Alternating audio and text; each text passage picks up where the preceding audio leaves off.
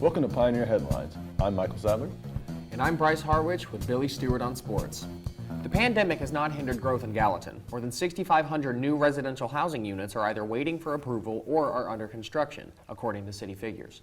Officials estimate the city's population has grown 53% since 2010, adding nearly 12,000 new residents since the 2016 census.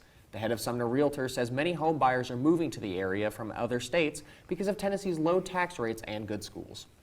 Local businesses have had to make adjustments during the pandemic. Many have had to close or lay off workers, but Jonathan Calvillo says others are cleaning up with the arrival of spring. How has COVID affected your business? And have you been taking care of your employees during the pandemic as well? We, as a company, we like to take, 100% precaution when it comes to when we usually go to people's homes, customers, regular customers, or new clients. We usually wear PPE, face masks, and if we have to, we'll either email them the invoice or the estimate or things that, that will keep us, from them or them from us if they don't want to, come outside or, things like that. But really, it affected us about 3 months. What do you provide to your customers? What kind of services? I provide deck cleaning, concrete cleaning, gutter cleaning, house wash, roof, soft wash, concrete, brick, ceiling, and whatever, that can be cleaned with pressure washing. And now we're back up running 100%, and we hope to stay like that. Middle Tennessee YMCA members hoping to get back into their exercise routine may be disappointed. Billy Stewart does a deep dive in this report. The Maryland Farms YMCA announced a big decision this month. Middle Tennessee YMCA members are devastated to hear the news. As the building grows older, the YMCA struggles to fund maintenance costs. They've run out of options.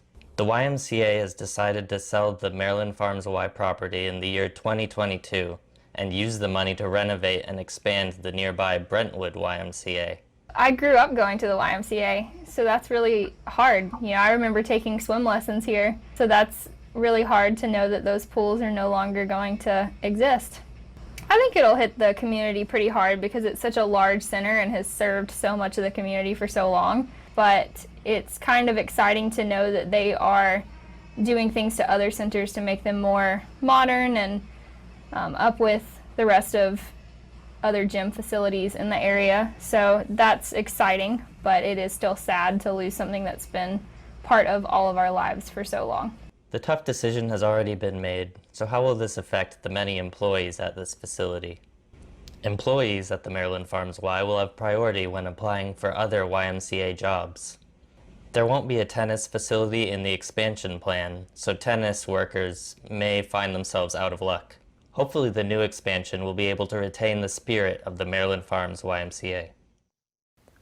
COVID has had an impact on campus with many activities going virtual, but I had the chance to find one program that's been trying to reinvent itself. Volunteer State Community College is known for many things, but what you may not know is Volunteer State's radio program, WVCP. Today, we take a look at what it's all about.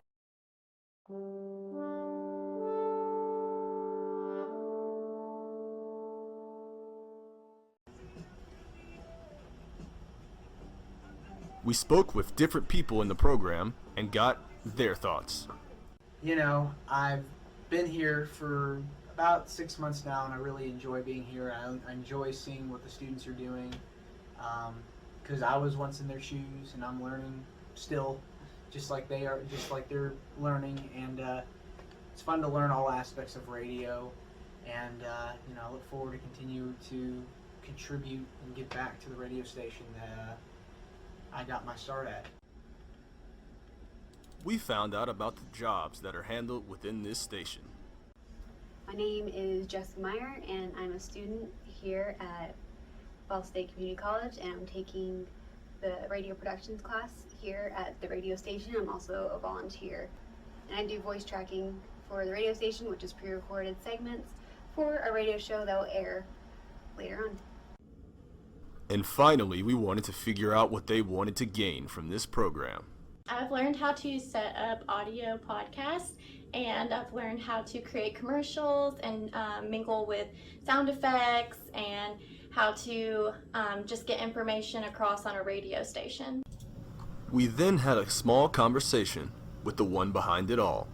My biggest objective with this program is to make sure my students get jobs when they leave.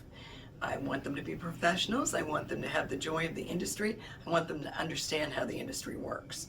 And the best way to do that is being a volunteer at WVCP. But just how do you make that happen? On our back wall, our hot board is always loaded with jobs for students so that if they want to hone their skills, they know what skills they're looking for in the industry, and they can start to work on those particular skills so that they're hireable by the time they graduate. Is hireable a word? Before we left, they had a message to give. I would recommend a volunteer position with WVCP to anybody. It's fun, it's very low stress, and we will make sure that you really know what you're doing by the time you hit the air. This has been Mike Sadler. Preds fans have been getting a pick-me-up from the pandemic by watching their teams this month. Billy Stewart has more with sports. The Preds have had some ups and downs this month, but they've been mostly on an upswing. They're hoping to repeat their latest 5-2 win over the Blackhawks with the next couple of games, with both teams scraping for a playoff spot. Roman Yossi's injury has not been of much help, though it seems to have inspired the younger players to up their game, so that's a plus. They'll need a few pluses to keep the Stars in check. Thanks, Billy. That wraps up Pioneer Headlines. I'm Michael Sadler. And I'm Bryce Harwich with Billy Stewart on Sports. Thanks for watching.